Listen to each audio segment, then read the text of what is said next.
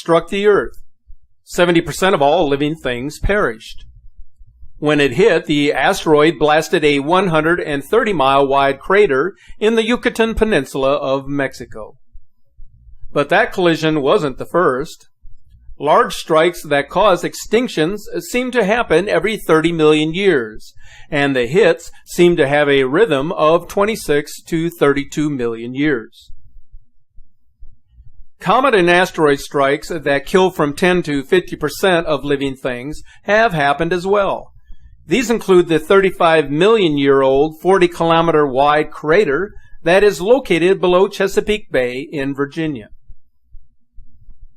Encounters with comets or asteroids that are not extinction-level events happen every 10,000 years. The smallest collisions, such as the 1908 asteroid that flattened 40 square miles in Siberia, happen every 100 years. The Tunguska event was nearly 109 years ago. So let's take a look at this raw footage from the 1921 Tunguska expedition, which displayed the aftermath of the huge Tunguska explosion of 1908.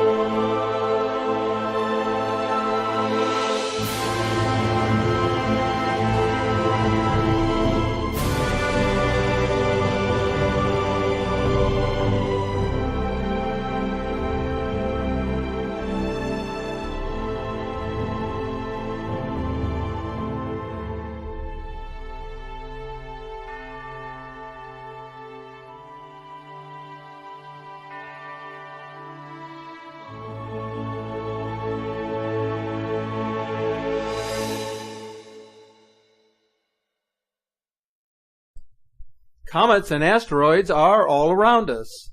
Some orbit near the Kuiper Belt, while some orbit near Jupiter and the Sun, such as Shoemaker-Levy 9, which broke into 9 parts in 1992 and hit Jupiter in July of 1994, shown in this short video clip.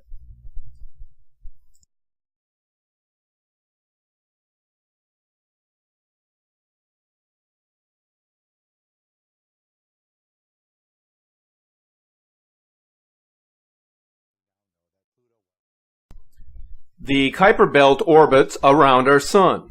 It contains ice dwarfs, microplanets, asteroids, and comets.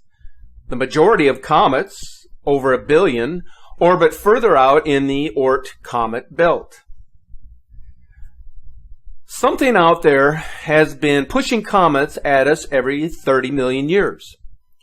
Several theories about the possible culprit, put out in the 1980s and the 1990s, have not yet been proved. Here are 3. Nemesis, a companion star that orbits close to our Sun every 30 million years and knocks comets out of the Oort comet belt. Half of the shifted comets leave our solar system and half travel toward our Sun and Earth. NASA says that Nemesis hasn't been found, which leads one to conclude that there are other stars capable of sending objects hurtling towards Earth, and yet none of which are known to be near enough to cause changes in the Oort object's path.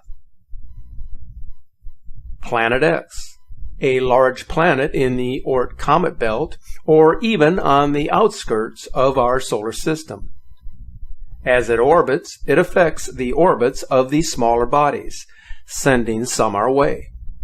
Planet X is supposed to be much larger than Earth, but NASA says it has not been found. I will talk more on this in a moment. And galactic rotation.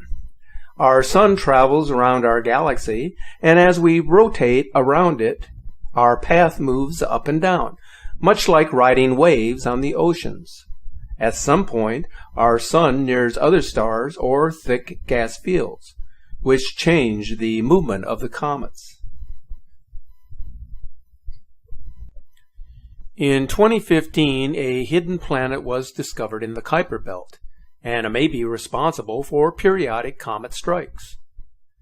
This planet, dubbed Planet 9, is larger and closer than Planet X was thought to be, but it is probable that it could push comets close to Earth.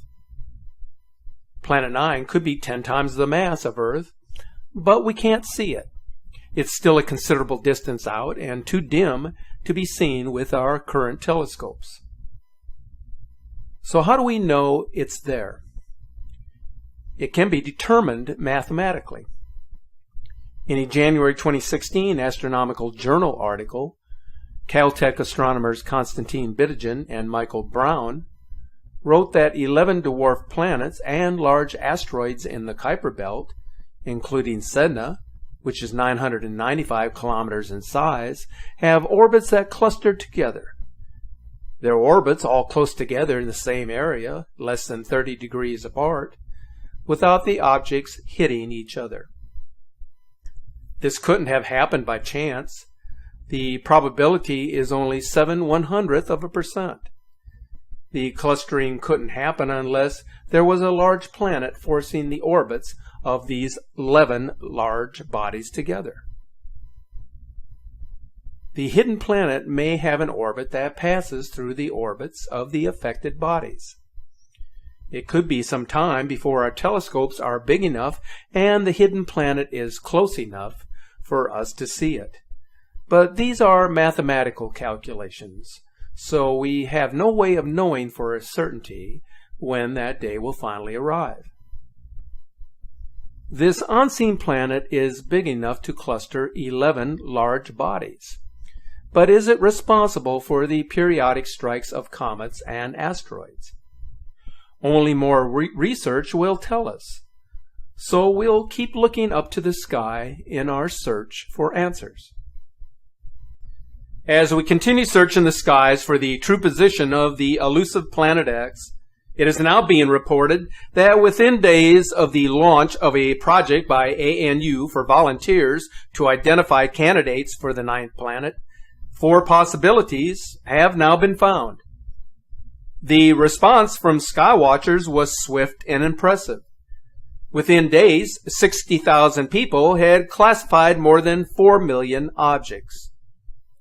If the so-called Planet 9 is as large as Neptune, shown here, and less than 350 astronomical units from the Earth to the Sun, then it's probably one of the 4 possible candidates detected in the last few days, according to scientific analysis of the announced candidates. But like most of the reports originating from agencies affiliated with NASA, one must look at the new information with a bit of skepticism and question what this really means and what this is really all about. If you get time to view our Facebook page,